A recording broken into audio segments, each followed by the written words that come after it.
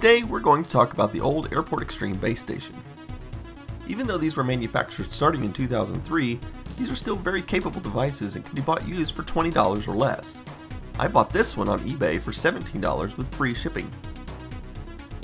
Now, my home network is more sophisticated than many businesses, and my primary router and wireless access point is an Apple Airport Express. It's a very nice little device that cost me about $99. The trouble is, I need more coverage on the other side of my home, so I bought this older model to help extend the range. One of the fascinating things about these stations is that if you take them apart, you'll discover there's an actual Apple Airport Extreme card inside. This is the same card that was used in the iBook and PowerBook G4 systems that were being produced at that time. These little metal pieces here are actually the dual antennas. Let's talk about the specifications. This model supports wireless B and G, which means it supports speeds up to 54 megabits, which is plenty for surfing the web and is even several times faster than my cable modem. So I don't see any need for anything faster. It supports WDS, or Wireless Distribution System, which means it can actually work as a repeater to extend the range of your wireless network without actually being connected to an Ethernet cable. It can support up to 50 wireless devices at once. And it can also work as a router for your internet connection, either wired or wireless. Some models also support power over Ethernet, so they can be powered directly from a hub or switch. Let's go over the ports on the back.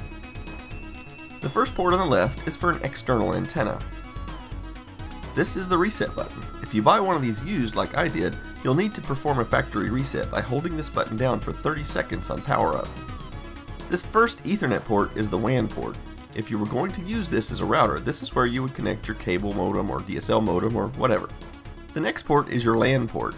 This is where you would connect to a hub or a switch. Believe it or not, this is a built-in dial-up modem. Fairly obsolete for today, I doubt anyone will be using this.